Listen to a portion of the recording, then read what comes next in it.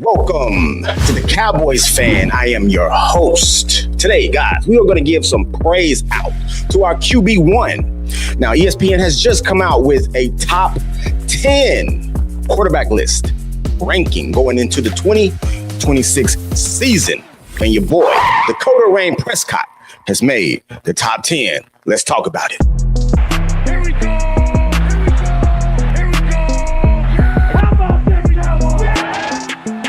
All right, guys, so if you're anything like me, we have been in an abusive relationship with Dak Prescott for 10 years now. 10 years. Can you believe it's been 10 years? Playoffs, no playoffs, one and done. 49ers handing it to us year after year. Green Bay mollywopping us in the playoffs. It's been a tough time. He had but season-ending injury that one year. Broke his whole leg off the bone. It's been tough. And, as the Cowboys quarterback, you're going to get criticism. More criticism than others. Now, let's go ahead and talk about this list. If you don't know what Dak is ranked, then we're going to go through this together. Let me go ahead and share my screen and let's get into it. All right, guys. So, boom. We are going into the 2026 season. And just to let you guys know, executives, coaches, and scouts among the people who ranked these quarterbacks, and they're anonymous. So we don't know who did it, who voted for who, but we just know that they voted. And here are the results. Number one quarterback going into the 2026 season is Josh Allen of the Bills Mafia. Ooh. There's a couple players on this list. I don't understand how they get so much praise. And this is one of them, Josh Allen. Now, I get it. One thing I do get is he puts up some crazy games. And he is a mammoth of a man, 6'6", 2-something. He's a big guy, and he's mobile, right? He has some great games.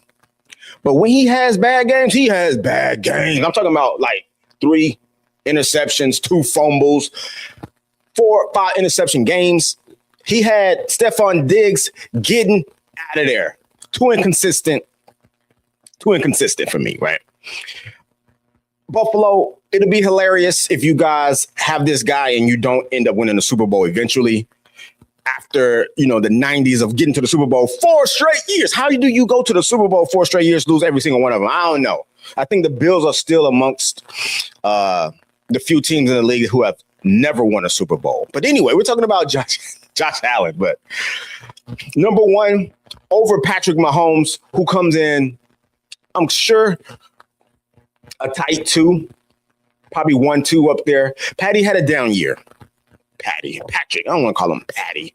Patrick Mahomes had a tough year. The Patricks, why can I speak? The Chiefs had a tough year, off year from what we're expected to seeing from them since Patrick has been a starter. Rankings high, highest rank is 1, lowest rank is 9. Last year's rank, number 1.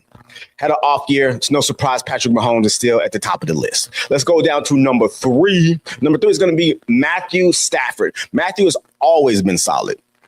Even in his years in Detroit, he has always been solid, always put up numbers, not necessarily had the personnel around him, especially in Detroit, to be doing anything positive up there. Detroit is Detroit. I'll talk about them in a moment. Wonder why. But Matthew Stafford with this MVP campaign vaulted him into the top 3. Shout out Matthew Stafford and the Los Angeles Rams. Number 4, Joe Burrow. Now, everyone knows Joe Burrow can throw the ball. Everyone knows that. Beast of a season. His last year at LSU, I believe, is still the best statistical season that a quarterback has ever done in college. But he had the unfortunate event of being drafted by the Cincinnati Bengals, where people go to waste careers. There, and the Browns, maybe the Dolphins, the Jaguars. You guys hear that thunder? But anyway, they have a slow start every year. I don't get it. A slow start every year. But the guy can put in work. And if he's upright and he's not injured, because the Bengals paid him and 2 wide receivers, and now they can't afford an offensive line. So it's just a disaster every year. The recipe is not very tasty. The end product comes out lopsided. What's going on out there in Cincinnati? I wish that Joe Burrow would get out so he can actually shine, he and Jamar Chase, because they are wasting their careers. Shout out Joe Burrow for number 4 on the list. Who's number 5? Is it Dak? Lamar Jackson. The wide receiver playing quarterback, I'm just kidding. Just kidding. Put some respect on Lamar Jackson's arm, okay? Because he's definitely improved his accuracy. He got a cannon, and we all know he got wheels, because he'll drop back. He'll be in a absolute zero chance for positive yards situation, and then he'll break for 12 yards. He'll just get out of there or drop off a quick pass, a dump here and there. Bow, bow, bow. Next thing you know, receiver going down the sideline. Lamar Jackson is amazing. He's putting up numbers with his arm, and we all know he's probably going to go down in history with the most rush yards for a quarterback. Shout out Lamar Jackson. Our Cowboys, we got to play them in week 3 down in, I think, Brazil it is. At least we don't have to go across time zones, but that's going to be a game to see. Let's go down to number 6. Who is number 6? There you have it. There you have it. Dakota Rain Prescott. Highest ranking 3. Lowest ranking unranked. Now, that's crazy that he is possibly unranked. I guess not too crazy, but Dak Prescott, man, you got to put some respect on this guy's name. Last year, he definitely had an MVP type of season, but we didn't have an MVP type of season for the team. Number 1 ranked offense, last ranked defense. You can't win like that. I think we had like 7 wins. Ain't no way nobody going down in the MVP race when your team doesn't make it to the playoffs. And I think that's the main issue with Dak Prescott. We always want to put the blame on the man who touches the ball every play, but we got to put some of the blame on the defense, on the coaching, on other dynamics that go along with a championship team or MVP caliber quarterback. Now, I'm not going to get into too much of that, because today we're here to talk about Dak Prescott and how he is top 10 and number 6 in the rankings. Now, let me go ahead and round this off, and I'm going to come back to Dak, all right? So number 7, we got Justin Herbert. I'm not going to spend a lot of time on him because I don't understand how Justin Herbert gets so much praise.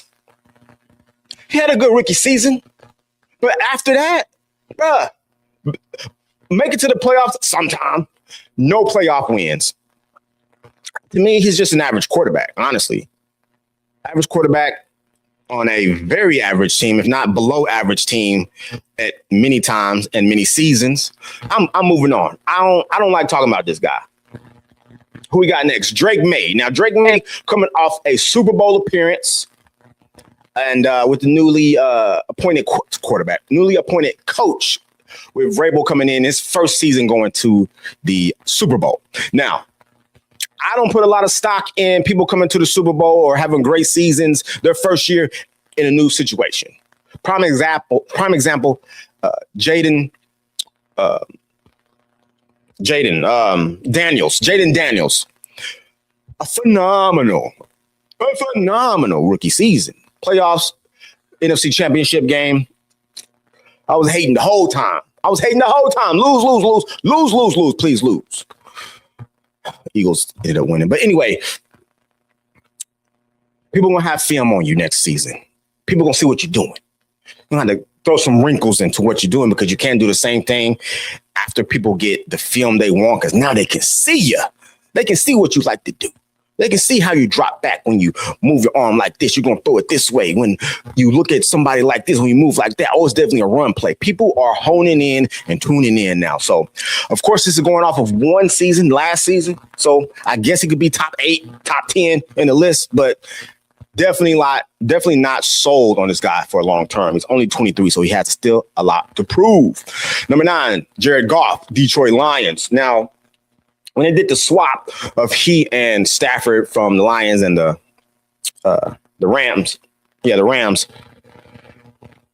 we didn't know what to think about it. We thought they were trading 1-for-1s, but Stafford did go in and win a Super Bowl immediately.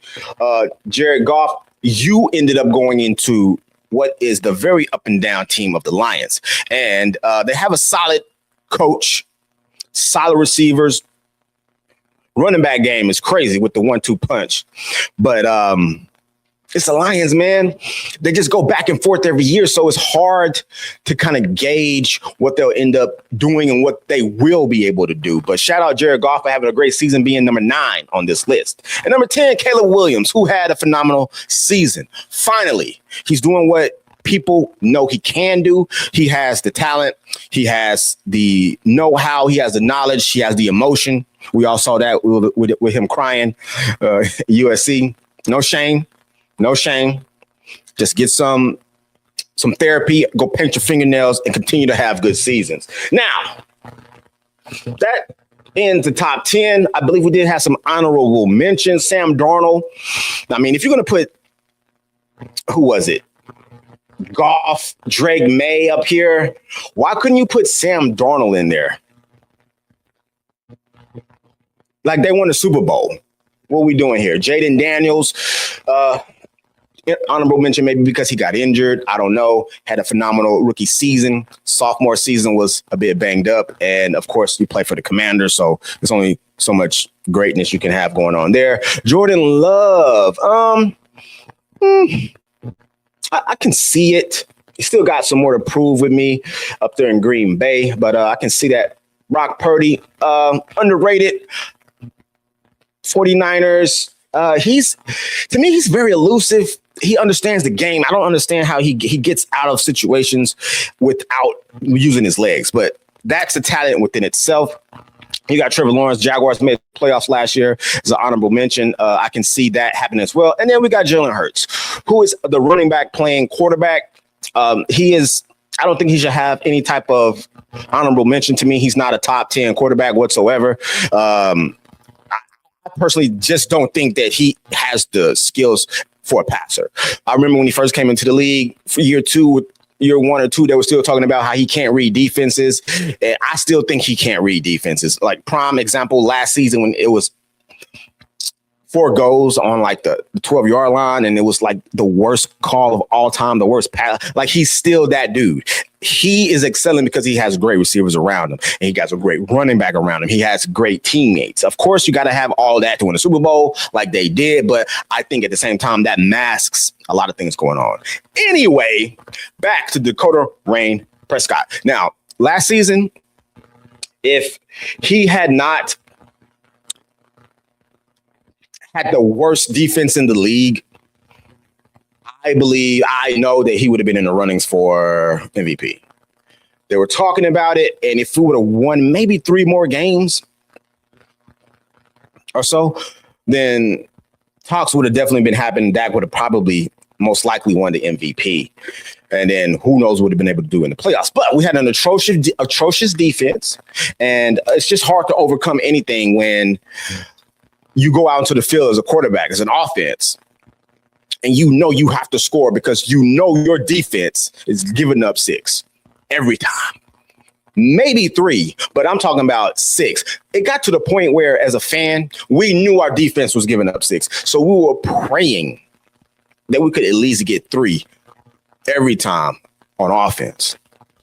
Now, we have completely revamped our defense, new coordinator, all new starters except I believe like 2 or 3. So we got to see what happens. We can't go any worse than 32nd in the league. Hopefully we can get middle of the pack here. We already got a stellar We have a stellar offense, star-studded stellar offense now. We got, of course, Dak, top 10, number 6 ranked quarterback, which I think he could probably been about, honestly, about 3. You got Josh Allen, then you got Patrick Mahomes. And then it's kind of like who can we adjust around up here? I think that could have been anywhere from 3 to 6. Let's just put it that way. Not too crazy, maybe 4 to 6. But I'm happy with 6. Now, back to the offense. We have 2 prime receivers. 2 receivers in their prime. We got to capitalize on it. We got a solid running back. I knew it was going to be solid coming from the Broncos, because I have a friend who pays attention to the AFC, and he was telling me, you guys got a good one. So shout out Williams. We got, of course, a solid tight end, solid offensive line. Our offense is not the problem. So as long as the defense can be supplemental and complement us in certain ways, flip the field, get some turnovers, get some 3 and outs, things of that nature, then I know that our team can succeed. And if our defense does well and our offense does exactly what we know it can do, Dak will be in the runnings for a solid MVP season. When you got an MVP quarterback, who knows what else could happen? Anyway, guys, that is the top 10 list for ESPN going into the 2026 season. What do you think about Dak Prescott being 6? Should he have been in the top 10? Should he have been higher? Should he have been lower? Shout out to Jalen Hurts, who is number 17. Gotta love it. Anyway, make sure you leave your comments down in the comment section. Be a part of the conversation. Let's talk about it. Let's talk to the man who's recording in his garage. This is the Cowboys fan. Until next time, go boys. Peace.